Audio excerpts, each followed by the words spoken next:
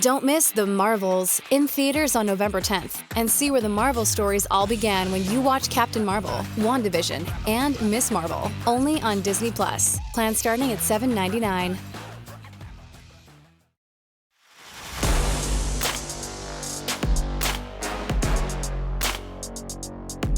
Welcome to Culture Crash, where we examine what's new and old in entertainment.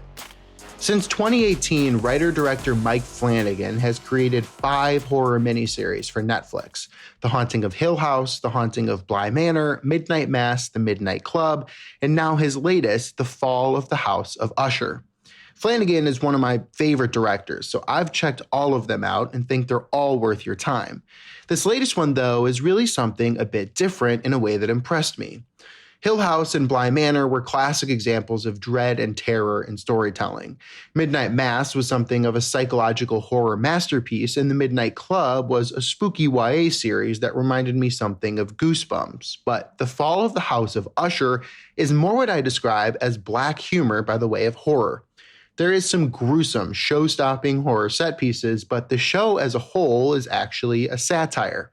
The basic premise of The Fall of the House of Usher is that Flanagan and his co-writers and co-director Michael Fiumignari took the various stories of Edgar Allan Poe and used them as a blueprint for the takedown of a wealthy pharmaceutical family being sued for their role in the opioid crisis. However, as the court case gets rolling, the members of the family begin dying one by one. The deaths and so much of the story comes right from Poe's writing, so those familiar with his works will see scenes reminiscent of classics like The Telltale Heart, The Raven, The Pit and the Pendulum, and so many more.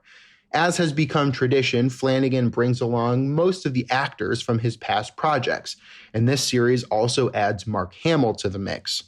Hamill, along with Flanagan mainstays Kate Siegel, Rahul Kohli, Cara Gugino, and Bruce Greenwood all give incredible performances, bolstering the series with star turn after star turn.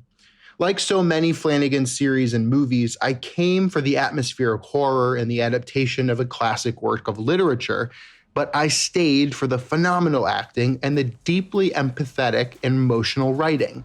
After 5 of these horror Netflix series, I'm still all the way sucked into Flanagan's brand of storytelling and would totally stick around for 5 more if that's what he chose to make. All 5 of Flanagan's miniseries, including the new one, The Fall of the House of Usher, are now streaming on Netflix. I'm Evan Rook.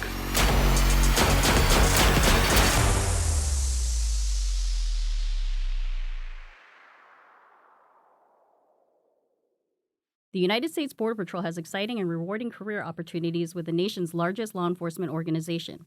Earn great pay, outstanding federal benefits, and up to $20,000 in recruitment incentives. Learn more online at cbp.gov/career/USBP